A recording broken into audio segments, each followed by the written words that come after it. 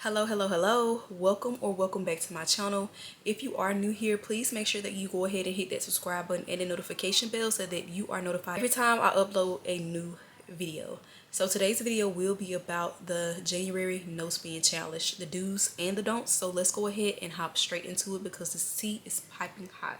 So in the new year, or January, is typically the month where people want to reset financially, mentally, and emotionally. But instead of budgeting or setting unrealistic goals, I want to introduce something to you that's much more simpler and much powerful, and it's a no spend challenge. It's not about putting yourself on punishment. It's definitely not about perfection. This challenge is simply about awareness. It's also going to be about discipline and creating a safe space for your finances. I also will be informing you on how to do the no spend challenge for the month of January and the months to come. This challenge is simply going to be an important tool to help you boss your life up. So let's talk about what the no spend challenge actually is. A no spend challenge is simply what it sounds like, but you're doing it intentionally for a set period of time. This typically lasts around a week or even a month. You commit to only spending money on essentials. That simply means no impulse purchases, no impulse shopping, and no emotional spending. But let me be clear, essentials will definitely look different for each individual. This challenge is not about cutting off your life. It's simply about turning the volume down a little bit when it comes to spending your money so you can hear it a lot clearer. And no spend definitely creates awareness, and awareness simply begins with change. And awareness is where change begins. So I know you may ask, well, why is January the perfect time to be completing a no spend challenge? And I will simply tell you, because it's the beginning of the year and January is simply the best way to set the tone for the year of 2026. You're coming off the holidays. Spending has been at an all-time high, especially if you have been purchasing like gifts and everything for like your family or your kids. And mentally, again, people just want to reset. Just hit the reset button. January is simply gives you that clean slate that most people are looking for in the beginning of the year. It helps you recover from the holiday spending, resets bad money habits. It definitely starts your year off with discipline, and it builds that momentum that you need for the rest of the year early. It's not about being too strict on yourself.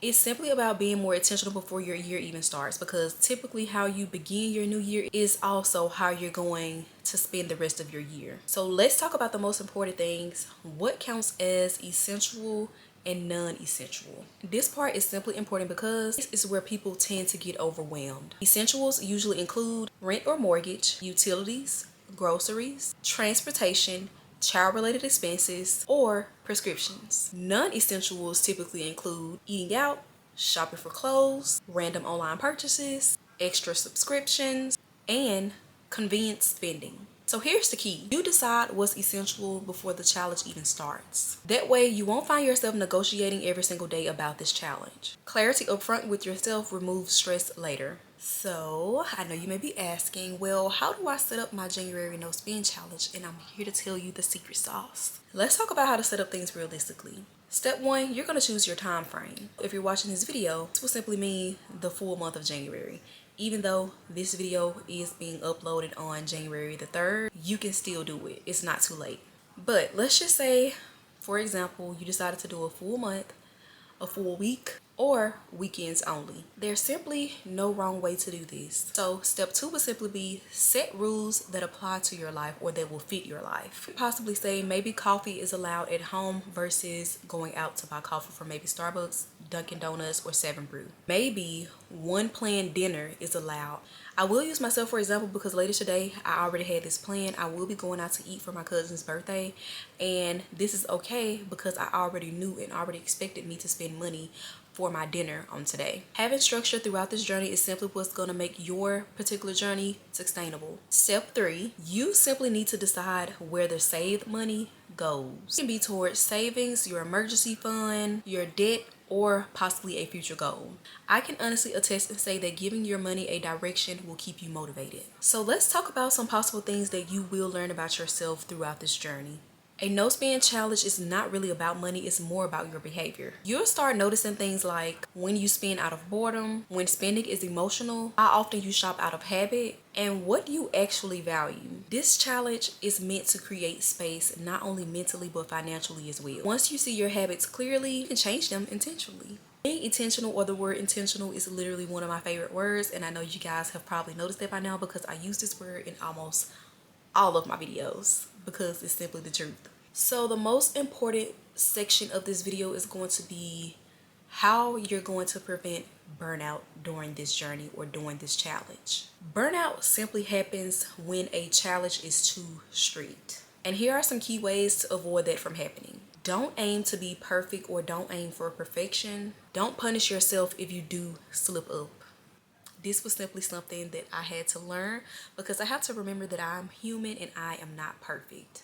Don't compare your challenge to others. It's simple. If you mess up one day, don't simply quit. Just start over the next day or start over later that day and keep going. Progress simply matters more than perfection. I will say it again. Progress simply matters more than perfection. This is all about being disciplined and not about making yourself feel guilty. So I know you may be wondering, well, what do I actually do once the no spend challenge is actually complete?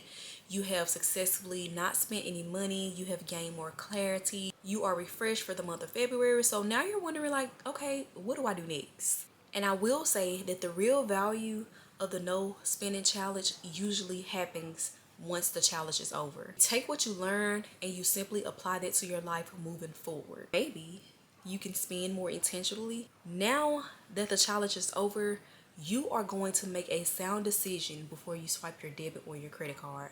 You're gonna typically ask yourself these questions. Do I really need it?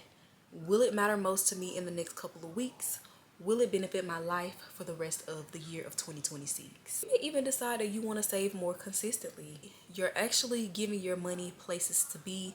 You're giving it a job to do, whether this is saving for a new home, a new apartment, a new car, or just something that you have been wanting for some time now. And honestly, this has helped me in so many ways. It simply helped me cut back on impulse spending because I was the type, like when I started to like get money and stuff like that, I would make a lot of impulse purchases and then kind of regretting it when I actually had it. But it was almost like a fear of me missing out on something, so I went ahead and got these things, but I did not actually need them. You'll honestly feel calmer around money, and when I say feel more calm, I mean it's just not burning a hole in your pocket, as the old people will say, or you're not feeling as anxious to like spend the money. Honestly, that's a mindset of poverty. As soon as you get money, you feel like you have to spend it because you are so used to the cycle of not having the money. And I don't want you to feel like the goal is to never not spend money again, because that is not the point of this video. However, the goal is to spend with a purpose. So if you are watching this right now and you have been thinking about completing a no spend challenge for the month of January, I simply want you to know that you are not alone, because I'm also on this journey as well. You can start today and you can start imperfectly. You can simply adjust as you go. If you want a simple no spend challenge tool, I will link it down in my description box, and it's free of charge. That's right, you heard it, literally $0 to get your free copy of your no spend challenge.